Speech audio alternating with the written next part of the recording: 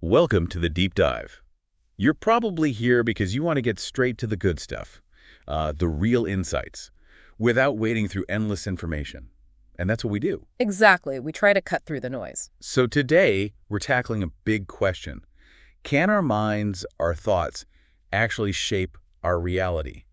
Like, really? It's a fundamental question, isn't it? And a perfect way to explore it is through Neville Goddard. Right. We're using Mitch Horowitz's new book, The Ideal Realized, Practical Instructions from Neville Goddard, as our guide. Horowitz really brings Neville's ideas to life. Our mission, then, is to pull out the practical bits from Neville, how thoughts, and maybe more importantly, feelings, create our experience. We're looking at a blog post about the book and some direct Neville quotes in there, too. And Neville Goddard himself, active mid-20th century, maybe not a household name, but a really significant figure in modern metaphysics. Horowitz calls him radical, with a finely developed intellect. That sums him up pretty well, I think. He had this very precise way of looking at consciousness. It's quite compelling stuff. Let's get into it. The blog post points to a lecture in the book, Even the Wicked. Apparently, it was given shortly before he died. First time in print. Yeah, that's a fascinating one. It touches on his ideas about forgiveness. Forgiveness in a weird way, though. He seemed to say that everyone, even people causing trouble, are just playing a part. Exactly. It's a core Neville concept. He puts it very bluntly. The quote is something like, "So when you see this, you forgive every being in the world. They're all playing their part. Everyone will be instrumental in fulfilling your dream if you know this law." So no real villains, just actors in my play. In a sense, yes. From the perspective of your consciousness creating your reality, it ties directly into his idea of the first man versus the second man. Okay, I remember reading about that. The first man is just our senses, right? What we see, touch, hear. Right. The physical world, the ordinary perception. And the second man. That's imagination. That's imagination. He gives an example like being in a room, seeing the furniture.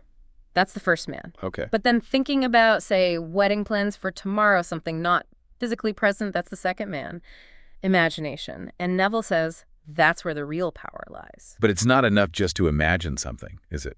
He stresses something else. Oh, absolutely. Feeling. That's the catalyst. He says, an idea that is only an idea produces nothing. It must be felt. Actually felt. Felt, like really embodied. Yes. You have to give that imagined scene the tone of reality through feeling. It's not passive daydreaming. It's active emotional participation. So the instruction is what?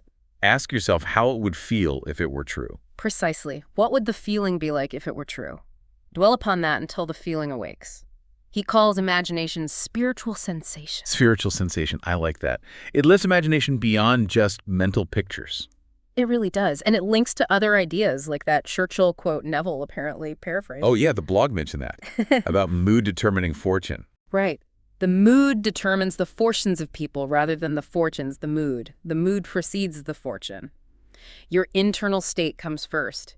You live from the feeling. Don't wait for things to happen to feel good to make things happen. Basically, yes, that's the core of it. And this perspective, it even changes how you see the past, right? He talks about forgiving thieves. Yeah, it's quite something. He says, "So I forgive all the thieves. I thank them because it simply allowed me to become all the more secure upon my own feet." Wow. So even negative events are seen as useful, part of the unfolding. Part of your development, yes. Yeah. Which leads to that almost strange advice about not judging people who might unknowingly help you. Like the example about wanting a bigger job. Exactly. He says, well, it may be a thief who is going to aid you. Don't judge him, because you just don't know how the pieces fit together from that limited first-man perspective. Okay, this is deep stuff. Imagination, feeling, everyone playing a part. But how do you do it, practically? The deep dive mentions relaxation, SATs. Right, the technique. Neville understood people struggle to quiet the mind. Tell me about it.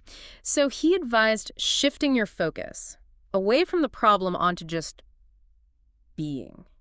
Using the affirmation, I am. Just repeating, I am. Silently but feelingly. Focusing on the sense of being, just existence. Formless, faceless, until you get this sensation of floating. Floating, like literally. More psychological, I think. A detachment from the body, from the physical senses. It creates a state of pure receptivity. You deny the evidence of the senses to make room for the imagination. Makes sense. Lessen the grip of the physical, become more aware of the inner world. But Horowitz points out, and it's important, just relaxing isn't quite enough. Oh, What I would mean be? intensity, either intense feeling about your desire or real focused concentration. Otherwise, the mind just drifts, right? Which Hmm. many people find Yeah, happens. the monkey mind. Exactly. And that's where hypnagogy comes in. Horowitz really emphasizes this as key to Neville's method. Hypnagogia. Sounds technical. What is it? It's simply that state between waking and sleeping, when you're drifting off or just waking up. Oh, right. That fuzzy, half-dreamy state. That's the one. You might see images, have weird thoughts, but you're still sort of aware. And crucially, it's a very suggestible state. Your conscious sensor is nodding off. Ah, so it's fertile ground for planting ideas. Very fertile.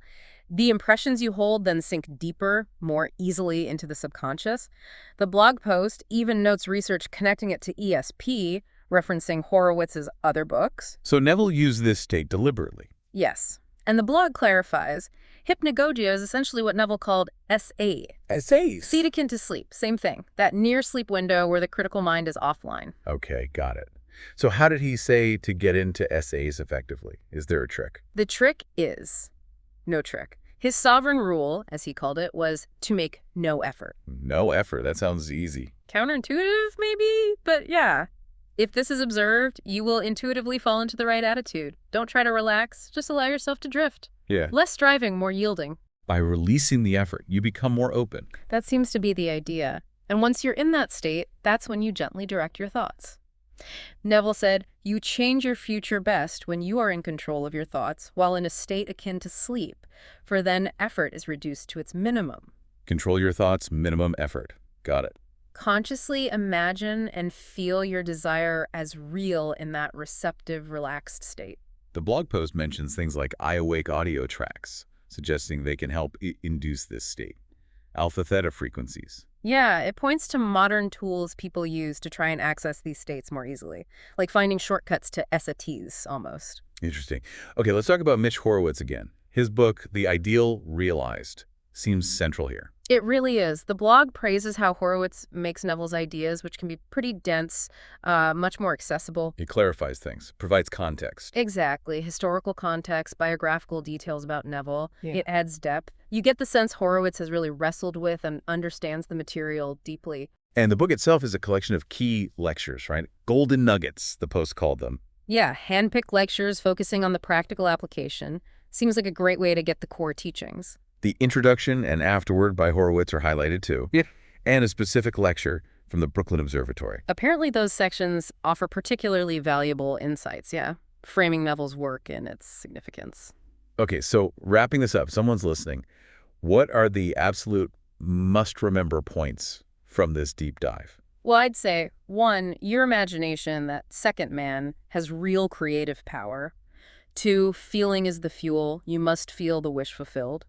3, this radical idea of forgiveness. Everyone's playing a part in your reality. Liberating in a way. Can be. And 4, the practical technique. Use that relaxed near sleep state, SATs or hypnagogia, to impress your subconscious with minimal effort. Which leads to a final thought for everyone listening. If Neville's right, if everyone is playing a part, how does that change how you see, well, everyone? Your boss, your family, that annoying driver. Yeah, what shifts if you see them as somehow instrumental? And maybe more immediately. There was one thing, just one desire you could choose to feel as real right now. Just for a moment. Assume the feeling. What would that sensation be like? Try it. Just notice what happens in your awareness. If this sparks something, definitely check out Neville Goddard's work and Mitch Horowitz's book, The Ideal Realized. Seems like a fantastic place to start. Consider this deep dive just opening the door. There's a whole reality to explore in there.